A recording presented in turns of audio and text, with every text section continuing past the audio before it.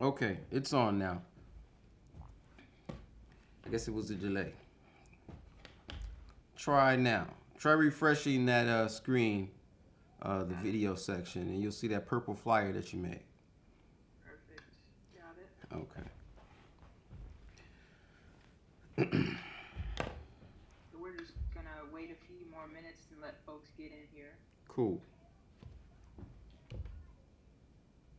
Hi, for those of you who are with us now. It was a delay.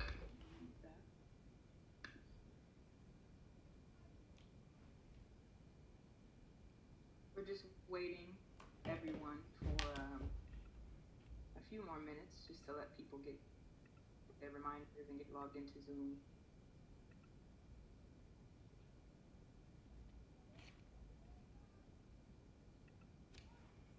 Got it.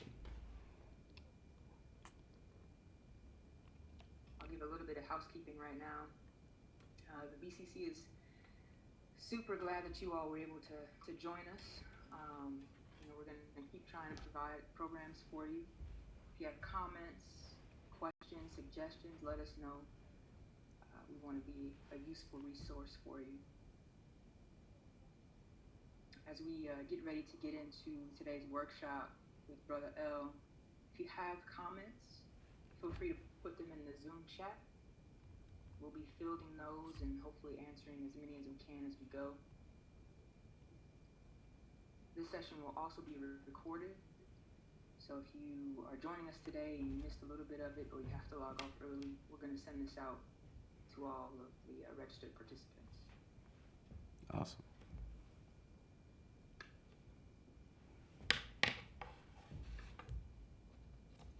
I'll give it just another minute and then I'm going to hand it over to Brother L. I'll switch my screen and you all will see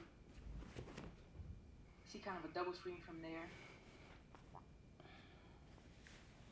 Hopefully you've got your gadgets ready.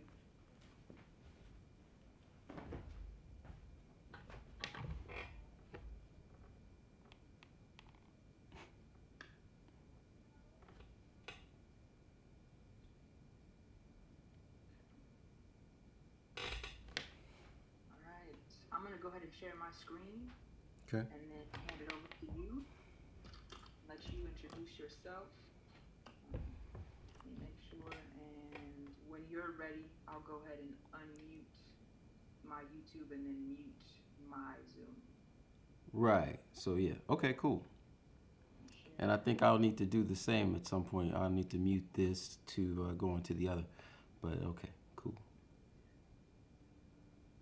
So I'm starting with the because I see what I see now is the YouTube. Yep. So I'm just getting it ready, but you can go ahead and introduce yourself. Okay. And if you're ready, where I'm gonna do a full screen on the YouTube so they can get it. Awesome. Well, peace, you all. How's everyone? My name is Brother L. My birth name is Lionel Freeman. I am an audio engineer, spontaneous composer, electronic musician, sound designer, and teaching artist. So I've done quite a few things in music over the years, from being a hip hop artist to putting out records to mixing other groups' albums. And now my focus is more so making my own music, electronically, composing, performing live with electronic tools. But performing live in the sense where I use the tools as actual instruments. Kind of redefining what electronic music and synthesizers and drum machines are known to do. Yeah, that's kind of the basis of it.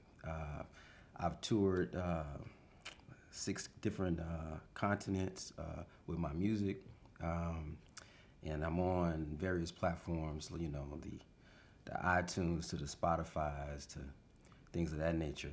And these days I've been doing performances, some teaching artistry with Chicago Public Schools, as well as designing some studios in the Chicagoland area. So that's a little bit about me. But to sum it up, I'm a student of the game. I'm a hip hop in many ways. You know, I started off with collecting records. That was my gateway to wanting to be a part of the culture. From there, I learned how to break dance, write, uh, began to learn how to rap. Figured I wanted to learn how to make the music, so I ended up taking piano lessons, and then that became my music track. It kind of refocused the records that I was collecting. I wanted to learn how they were played, so um, I also play keys. But my claim to fame, I like to say, is my main instrument is the sampler. So, and today we're gonna make some beats. Simple as that. I chose GarageBand because it's the point of entry of GarageBand is fairly low if you have an Apple device. It's a free program, but it's well equipped. It's come sometime. Well, it's come into its own um, in recent years as a really solid program. Instead of just being a stripped down version of Logic Pro, which is a super awesome program. So I like to think of GarageBand like Logic in your pocket because it is. So that's why we'll be using the iOS devices, either your phone or your tablet. Is that cool? Anybody there? They're all on mute. Okay, they're all on mute. Okay. We can go right into some beat making, or if you have any questions, I'd be happy to answer them before we get started, or while we get started.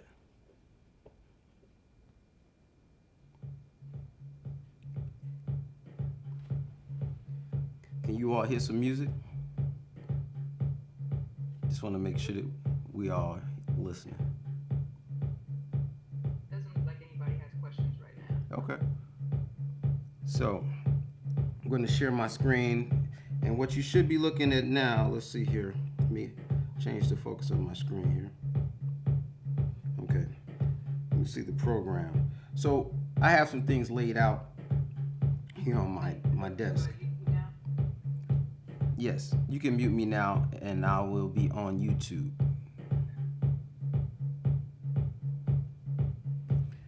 Okay. So. All right. So this is GarageBand. This is a track that I put together recently, and one of the focuses was to utilize GarageBand because you don't need any other tools to play GarageBand. The synthesizer, the keyboards are all touch sensitive within the software. So let's just go through this really quick.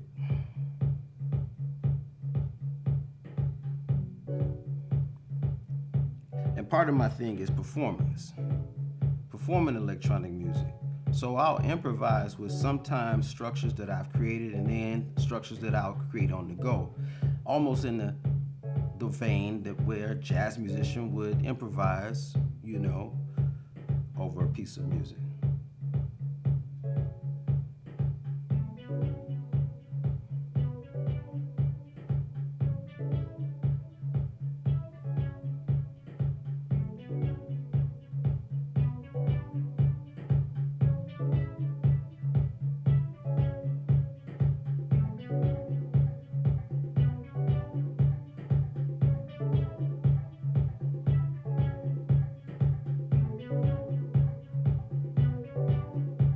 Ah.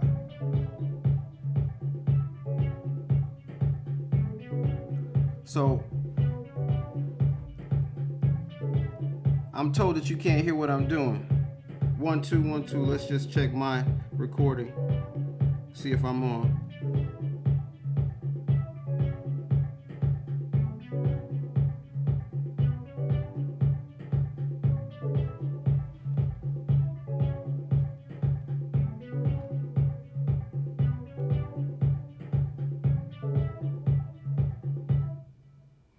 Okay.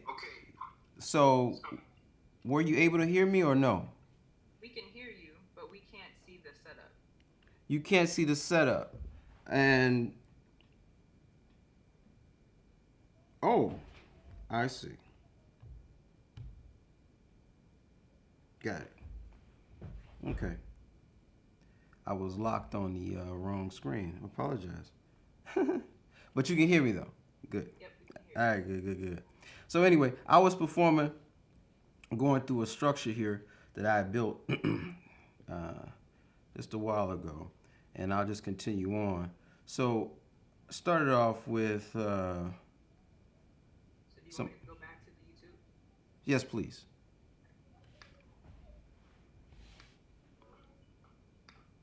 Let me refresh and see what we got. There we go. Okay. Yeah. All right. So anyway, I was performing, So now I'm gonna mute you. going through a structure here that I built. So now you're gonna mute me, you say? Mute myself. And I'll just continue on. Okay. Got it. All right. So now that we on for real, thanks for bearing with me. This is a structure I built.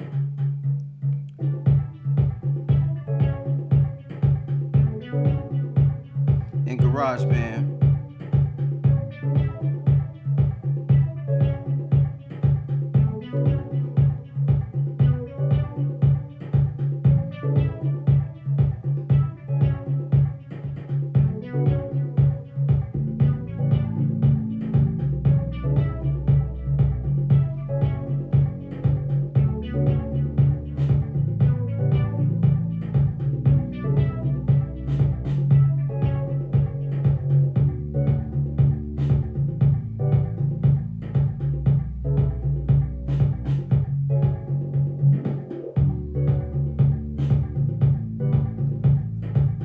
Show you some elements of what's going on here in GarageBand.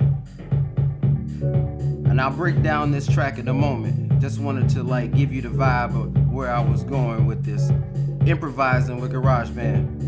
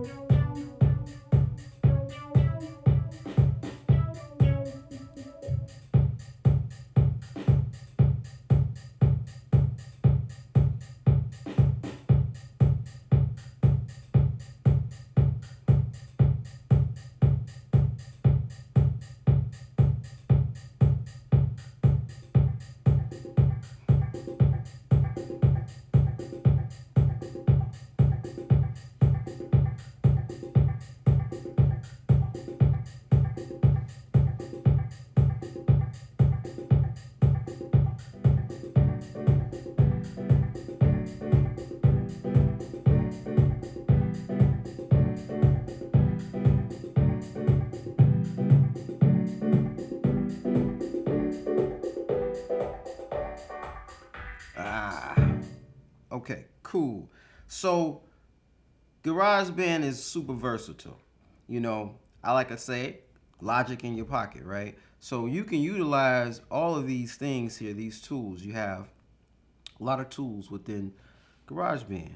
So you have keyboards, you have drum machines, you have amp simulators. Although you need another interface to actually get the sound in.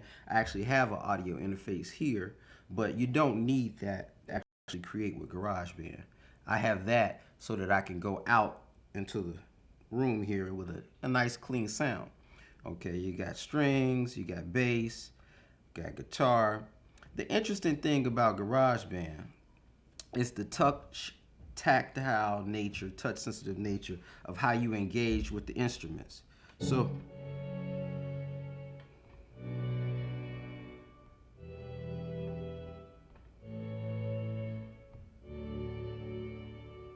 you know, right? So you could flesh out an idea in your head. So what I want to do is I want to copy this track, duplicate it, and then let's kind of break it apart, and I'll show you what I did. So, because I like what I did with the first one, so I want to break it apart. So this was the drum machine, right? And okay, so you got various drum machines. If you're familiar, it's kind of a grid format, pad format, like an MPC, and regular synthesizer, regular sequencing. So I'm imagining that, you know, some of you all are music students and then some of you all are just hobbyists or interested in making some beats. I like to consider making music for everyone, for the simple fact that it's about communication. So how we communicate with each other. And that's the important thing, because I think that, you know, if you have something to say, you know, you can make interesting music, right? So the interesting thing about GarageBand is that they provide all these tools and they give you some control to really hone in on the sound to make it your own. So for instance, like you see here, you got filters. So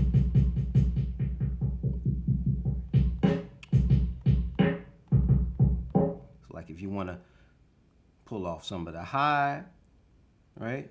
If you want to pull off some of the low, right? Then you can make yourself a pattern. When I'm starting, I like to change GarageBand. Okay, so I like to change GarageBand, right? And go into the song section area. And in the song section area, normally GarageBand starts off with a track and it has it at 8 bars. Okay, a bar is just a measure of music. Right now we have 4. I think 4 is a really good starting point. So it's not too repetitive, but it's enough to like really kind of understand what's going on. I think by the time you get to 8 bars, you really have to have a solid performance. And well, the sequencer here is how you actually remember. It remembers the notes here of everything you play. So I was asked, what are these pads? These pads simulate the actual drum machine. It's actually interesting because I have the drum machine that these pads, I just thought about. I had it right here because I was cleaning up. I'll just show it to you. This is the drum machine that this GarageBand emulates. It emulates an MPC. This is a classic tool for hip hop. A lot of great records were made on this. I make some great records on this one myself. You see it's kind of dusty. I don't use it very much for the simple reason that there's a lot of things now that do the same thing and more, like GarageBand, okay? So GarageBand itself is called a digital audio workstation, meaning that it has various functions. It can help you create sound with synthesis. It can record audio. It can process audio. It can function as a drum machine. It can also function as an effects unit. So, and all of these things together, you can build not just a track, you can build an entire song. Okay? And you can export it in different formats like MP3 or waves so that you can share them with, the public or either maybe a mastering company, a mastering house, so you can have your music played on the radio. All right. So, hope I'm not going too fast. I'll start breaking down some of this track I did to give you an idea, and then we'll compose something together. How about that? So we got Mo, we got Alicia, we got Renee, we got Rustam. I'm sorry if I'm pronouncing your name wrong. Danicia, and yeah, it's cool. Gabby, cool. We got some people in the house. Okay. It would be interesting for me personally to know, who you are in the sense of, are you all musicians, or would this be like something? Let's just say if you were a dancer, I could tailor this for dancers and say, like, you know what? I would really love to make my own beat so I can actually have some music to dance to that's unique. I don't really want to, become a musician per se, but maybe I can use this tool to do something that could potentially help me practice. Or let's just say if I was a yogi, maybe I might want to make a drone sound so that I can kind of concentrate and increase my vibration, right? There's a lot of things you could do with music, and this tool makes it really like approachable. So, like I said, tapped in some drums, right? And I split those drums out to make it easy for me, because I found out GarageBand doesn't allow you to separate tracks. And I think as a sound designer, one thing that's very important with sound, and when you're merging things together, you like to have individual control. So one trick that I've come up with is to, let's just say I would make a sound. I will show you here. Let's duplicate this, right? And there's a bunch of different clicks to do various things. You have click, hold, double click, hold, and then the options come up. That's one click. Okay. I've been asked to pause for one moment. Okay. Okay. Let's see what's happening.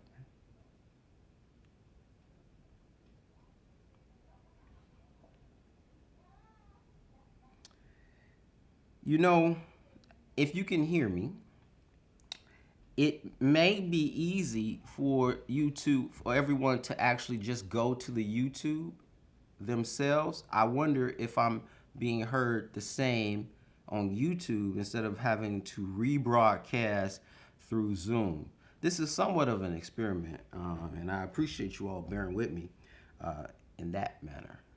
But let me know what to do, and I'll do such a thing.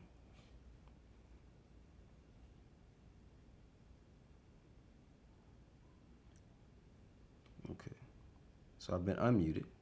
Testing, testing. Hey, hey. So, question is, can you hear me clearly? 1, 2. I see that I have a signal. Okay. Okay, I'm being heard clear. Cool. Thank you for the comment. Yes. Awesome. All right. Awesome. Okay. So, in creating a track, one thing that I like to do is I like to think about the tools that GarageBand has to offer, right? So everything that you really need to work the control of GarageBand is at the top, okay? You have your document. You see this little file or sheet of paper. You have your your browser to select the instrument, okay? So that's for the synthesizer, the sampler, whatever instrument that you like to add in here, a drum machine, okay? You have your arrangement, and you have your instrument. You see how it switches? Now it's back to instrument, and then if I click it again, bring me to arrangement view. You have your mixer, Okay, that mixer gives you individual control if it's selected of whatever track you're on, and you can have different parameters set. Okay, some of the parameters that are set up here are just general. So you have your volume, you have your pan, you have mute, solo, you have a way to apply compression, and EQ, treble, bass, right? And you have master effects. The master effects are echo and reverb. Echo is delay, like hello, hello, hello, hello. So it's just a copy of a signal that in some ways degrades to give you a signification of time. Okay, it's meant to emphasize a thing. Reverb kind of works the same way, but it's just smaller delays, much faster in time. Okay, and you get a chance to actually put effects on channels with the plug-in. So you see this little arrow here? They're expanded effects. Okay, you have compression. You can, let's just say if you want to add something else, you would hit edit. And then you have so many different things here. Big crusher, chorus, distortion, right? Now, if I'm going too fast, don't worry. This is all archived, so you could always go back, right? I don't mean to. So I'm going to go back here. One thing that if you're working and let's just say your performance isn't great, let's record something. And I'll put this on solo so that the other things aren't being heard. Solo, okay. Put my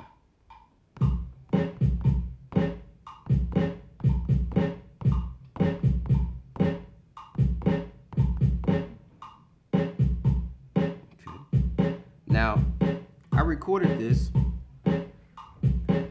kept the metronome on so that I could keep my timing, right? There's a thing called quantization. And you access it right here at the top, track settings. Okay, quantize. I have it on 1/16 swing, but let's turn it off. You hear some timing deficiencies in what I did, my performance. Let's put it back on.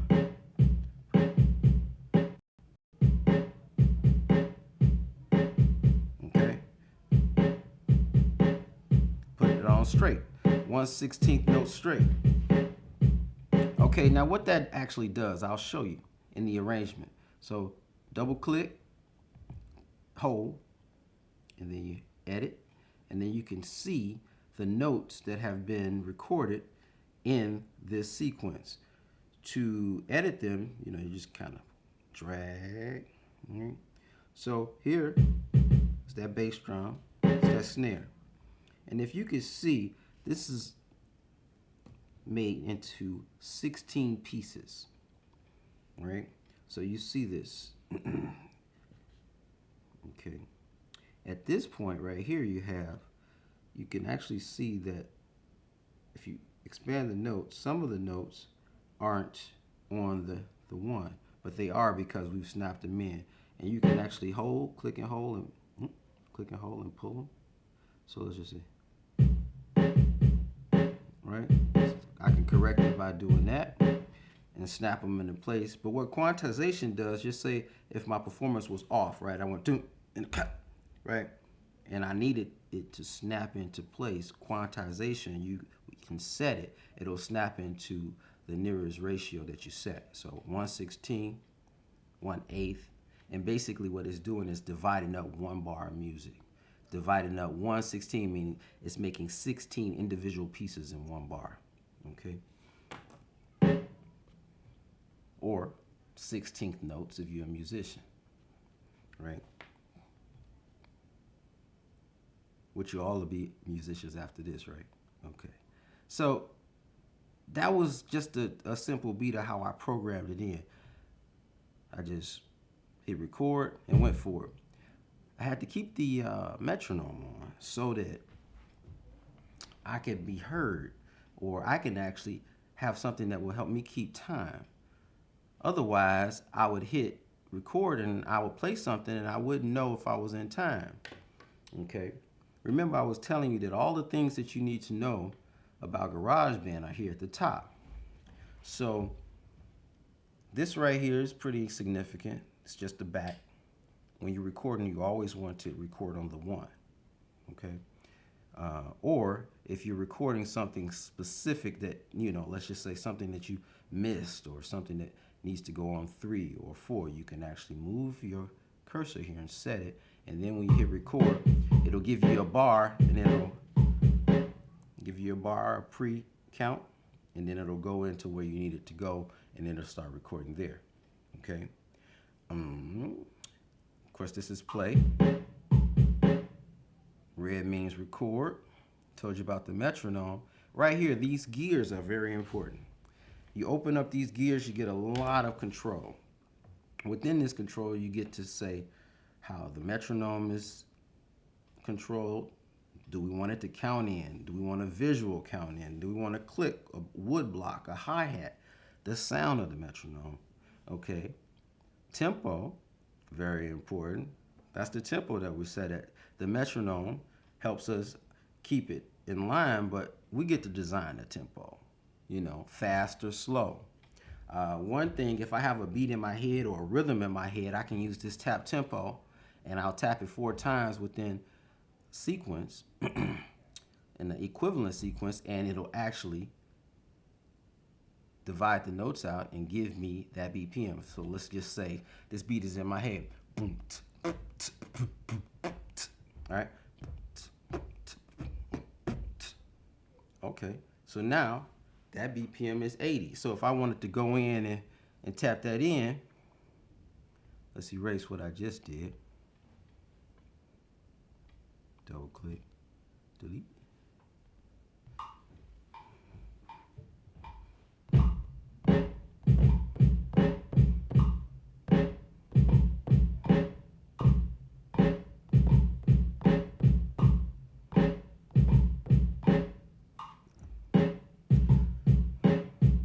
GarageBand often misses the first note, but when you actually stop and play it again, you notice that it actually did record it. That's just a flaw of the program, so don't get scared by that. Okay. And if I wanted to add something else to that, I could go.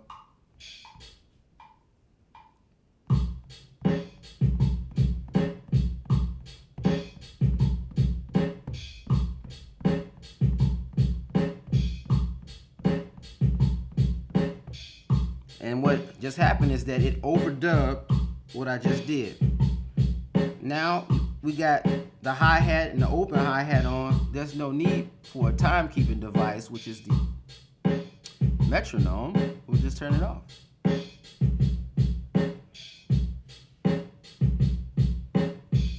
Right?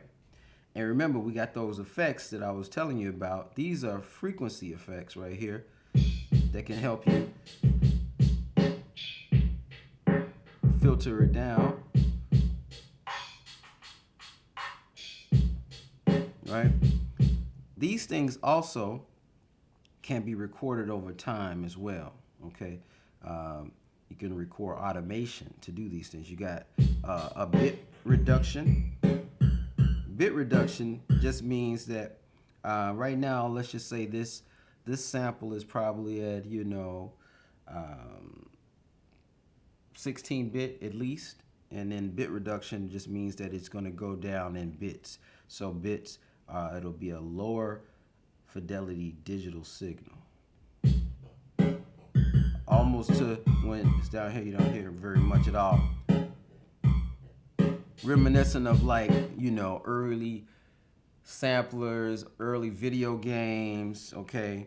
And then drive is just simulating analog drive, whereas you're adding more of the signal to get more harmonics in a desired way, like you're pushing it through an amplifier in some ways. Okay, it's just another tool to get a particular color, so to speak, in musical terms, or producer terms, right? Because we are producers now. Okay, so let's go back.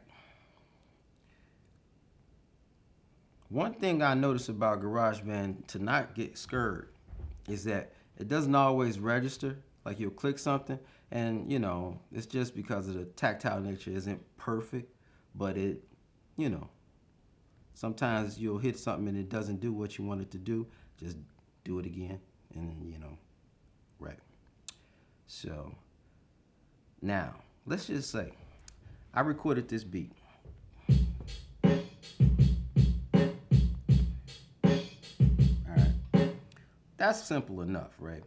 But now, if you were an engineer or you wanted to have more control of these drums and not have them all on one track because you wanted to apply, some treble, some bass, some different compression on each drum, how would you do that?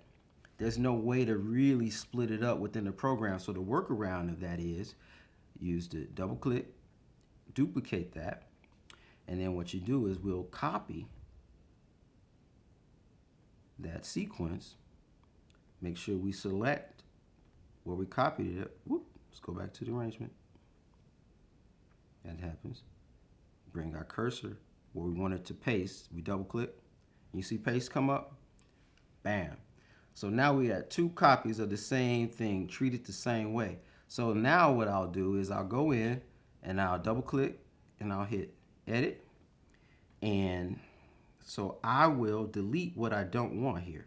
So I will click hold, then double click hold.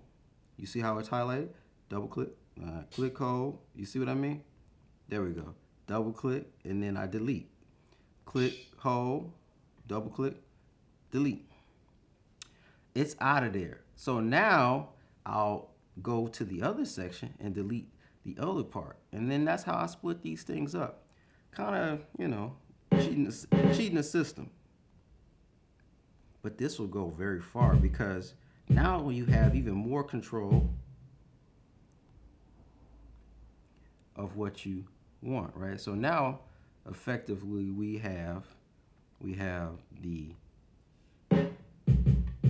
drums, the bass and the snare on one, and then we got the hi-hat and the open hi-hat on one. So now I can have a little more control of those two. I could have broken it down individually by drum. So the bass drum could have been on one track, right?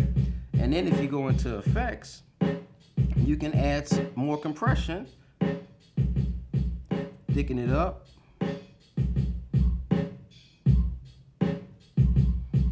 You see it's clipping a little bit.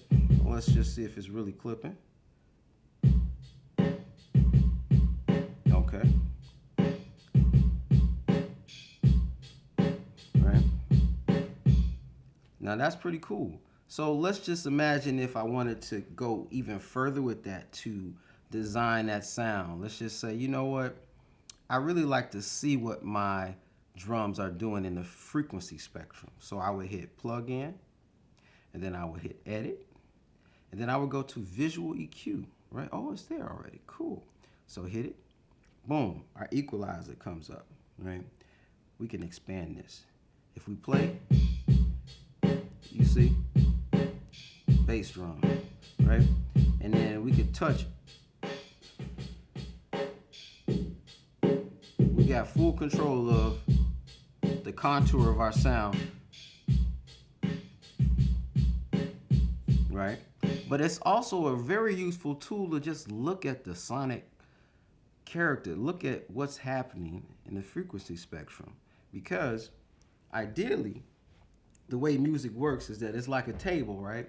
I got so many different things on this table, and if I have too many things, you can't see this, or you can't see that, or you can't see this, right? Everything needs its own space. So that's a real way, a good way, I think, to think about equalization. Is that like allowing instruments to have their own space. But the step before that is about composition, because if you're composing things and knowing the fundamental frequencies of certain instruments, then you're thinking about this as you compose something, right? Because you're like, you know what? I want to have, a kick, a snare. They're doing that thing. I want to have a bass guitar. It'll be doing this low end thing. Then I want to have a regular guitar to have that be in the mid range. Then I'll have a vocalist, right? Then I'll have a flute that'll sit right on top of all of that. So, and that's like putting this whole sonic palette together. But let's just say you put those things together and they don't particularly sit right. And that's where mixing comes in. So, and the cool thing about GarageBand is that you're already mixing as you go along. You have real simple level control. You have some EQ. You have some compression. And then you can get further into those things and tweak them.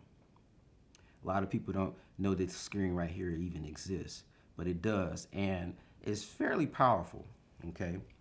And like I said, GarageBand is Logic in your pocket, right? So what I mean by that is that anything you make on GarageBand can be exported into Logic, the more professional version of this program. All right. So now, so we got some drums, we got some hi-hats. Let's erase some of this stuff that I've already done so that we can make some new stuff.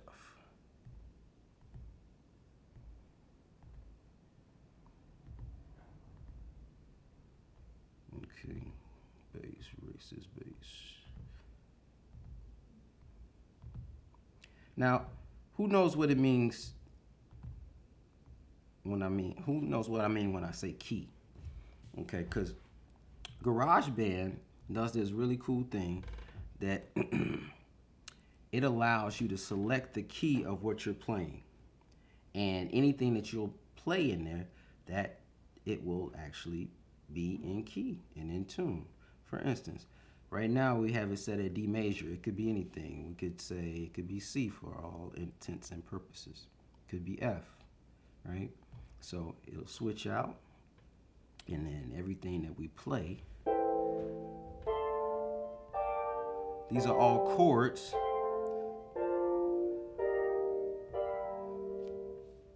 in F. F major. These are the bass notes. Okay, that's the cool interface. Okay, if you press this red button right there, now you see more things. You can actually go down octave range, right? But here's another cool thing. You have even more control of the key. So I can play in major pentatonic,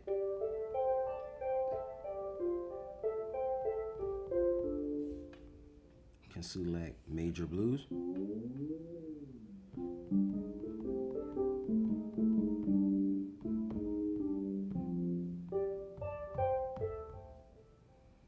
Mixolydian.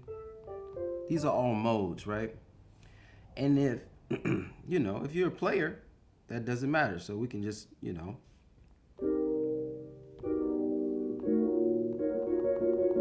right? We could just play what we want, right? But that's pretty cool. See, GarageBand takes it a little further because it has this tactile nature. So it's actually applying modulation when you do these things. And you also have other modulation.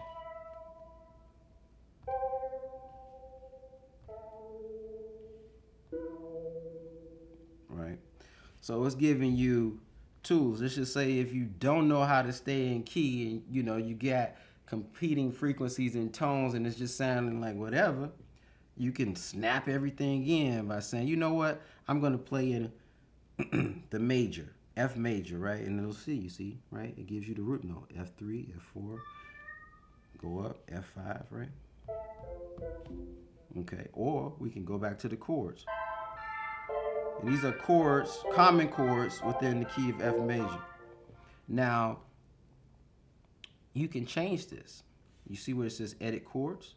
Let's just say if you have a little bit more advanced knowledge, a lot of people miss that part. You can actually go in and say, you know, yeah, okay, well, that's F major chord. I really would like it to be, let's have it with a G sharp.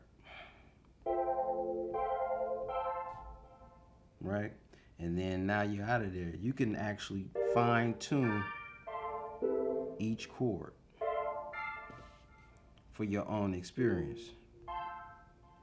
And that's totally up to you and your own musical knowledge. Now with synthesis, you got frequency cutoff, and then you got the mix. Mix is how much that cutoff is being applied, or how whatever modulation is being applied. Okay, so we can go in and do various things, right?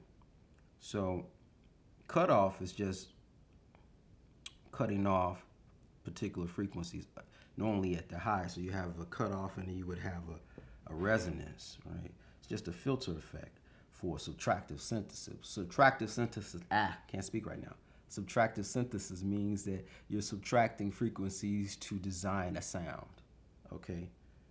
There's another type of synthesis called additive synthesis. You're adding frequencies to design a sound, okay? And it's all about how these things interact and modulate within each other, and the harmonic content of how you design these things makes them rich, okay? Let's go into another instrument here. Let's try this one, the analog mellow lead. Now this is from the Alchemy synthesizer, which is really vast. It's super vast. It's kind of set up like a wavetable synthesizer. Wavetable synthesizer means that you have stacked waves, and throughout the envelope, you cycle through these waves, okay? Like for instance, you see right here?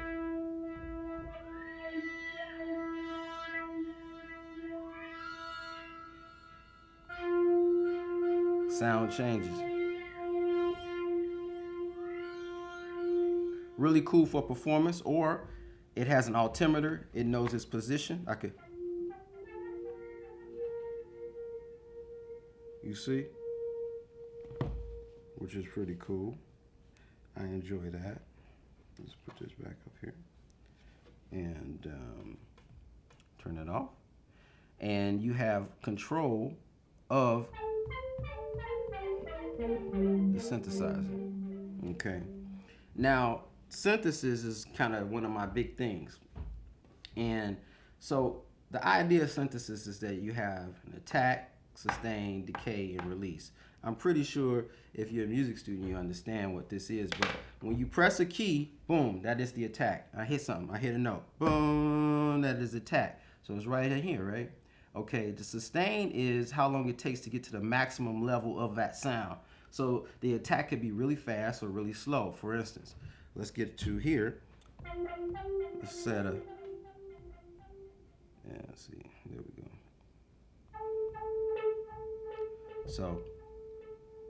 So now when I hit it, it takes a while for the sound to engage. If I make a fast attack, it becomes more percussive.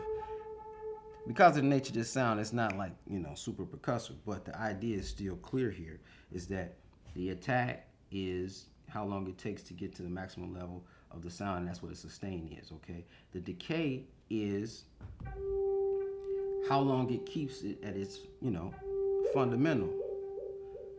And then the release is what happens when you take your finger off. How long does it take to disappear? This is simple, right? And these are all things of time that we work with. We work with the level, kind of a volume thing, and then we work with time. How long? So this is something that if you don't know it, you should commit it to memory, because it's very useful to know about the envelopes of sound. And this is called an 8SDR envelope. And the reason why it's called an envelope is that it's a container for different sounds. You put it in here, and then you get the package and how you hear these sounds. You could do a lot of synthesis control with Alchemy. It's real cool. All right. And now you have some ethnic drums here, which are really cool. These are the taiko drums. And everything in GarageBand has been well programmed to do various things like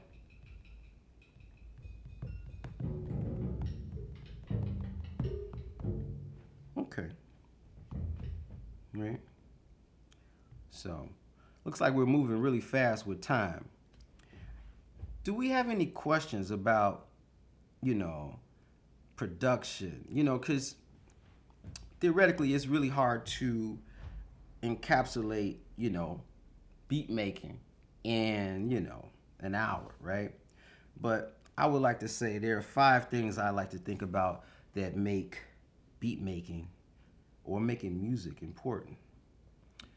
The main thing, it has nothing to do with music at all. The main thing is just about, you know, living a good life so that your experience is reflected with your art, you know, because if you're doing interesting things, you have interesting sensory information to pull from. That's the number one thing right there, and that's really hard to teach. I don't think you can. You got to experience these things. Another thing is that a synthesizer is a design tool, right? How you receive and hear the sound, you have total control of it with this envelope, right? Okay. Now with these DAWs, which is really cool, is that you get to do something that's fairly unique with a DAW, is that like you get the opportunity to move sound parts or pieces of a track around in blocks. It's very modular. Let's say you could make an intro. An intro could be taken and made into a bridge. You could start with a chorus. These things really have no form. They are the form that you give them. And the way to access these modular pieces are right here in the song sections area. So you'll see section A. If you wanted to make a song out of this, you would duplicate it, right? And now you have 2 sections, right? So let's just say something happens in this section. We want to delete it. Boom. All right. And then so it'll start like this. Right? I'm just fast forwarding. Right? So those are 2 independent sections, you know, not very elaborate, but they can be moved around. So for instance, you know, if we go to edit, I can say, okay, section B can be where section A once was, or back and forth, or we'll duplicate to make a whole new one. And that's what I mean by the modular nature of how you compose a song. And there's really, the form is what you want it to do. It could be the chorus. And you define these pieces.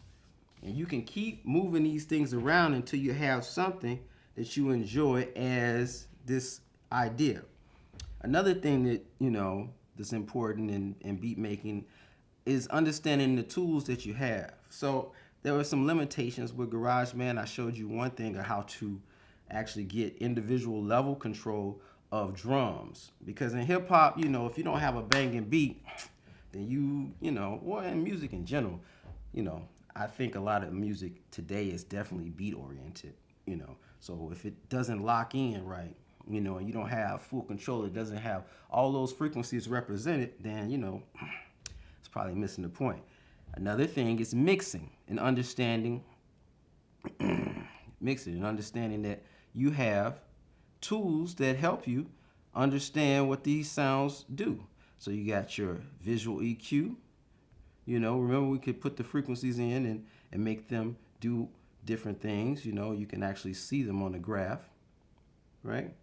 And yeah, the song structure, building it all in. Another tool here that's pretty cool is that they have a sampler. It doesn't work like a rack sampler, but let's just say if we want to sample something, let's just sample a tone. Hello. Okay, now that's in there. I'm gonna plug in my audio interface so you can hear what I just did there. It'll take a second to register. It's coming. It'll pop up in a second. Come on, there we go. Hello. That's C2. Let's bring C. Hello. Hello. right? And then you can truncate it.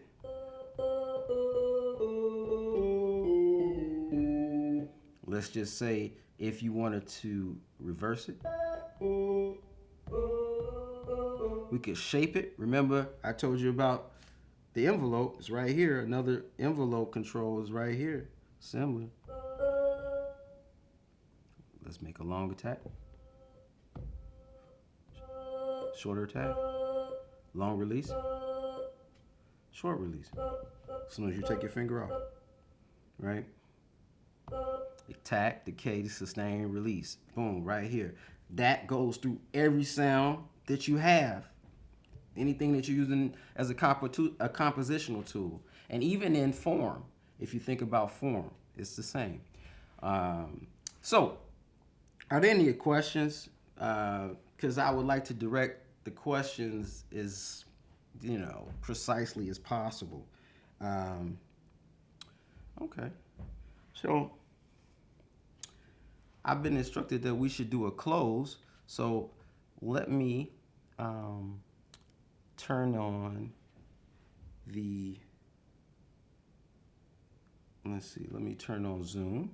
Okay, Zoom's there, and I'm back in Zoom. So, listen, I want to be a resource to you. If you have questions, I'm totally okay. I would like Denicia to give out my email if that's permitted. If you have a question in particular, you can always hit me up, all right?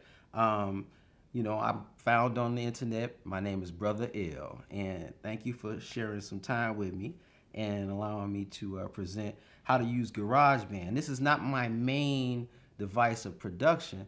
I thought it would be challenging to utilize this, especially considering, this collective distance that we have with one another. I want to figure out how I could keep producing and share with others during this time that, what tool that everyone have. Oh, we all got phones. I just wish it was across the board, in the sense that, GarageBand also worked for Android as well. Then this would be a totally great, even greater thing here. But thank you. So let me see if I can hear Denicia.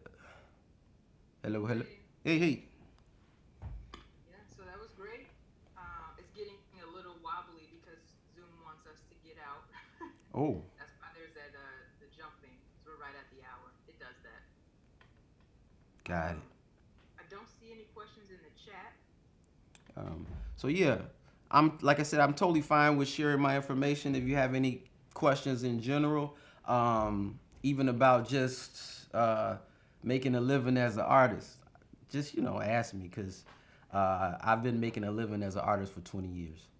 So I have a little bit to say about it, and I don't mind sharing. So.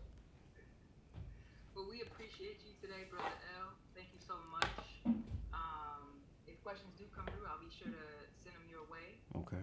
When I send out this video, I'll let them know how to find you. Okay. On my Instagram and via email. Right. But this was great. Thank you so very much. Awesome. Thank you. All right. You have a good one. All right. Peace to you. Bye-bye. Take care, everyone.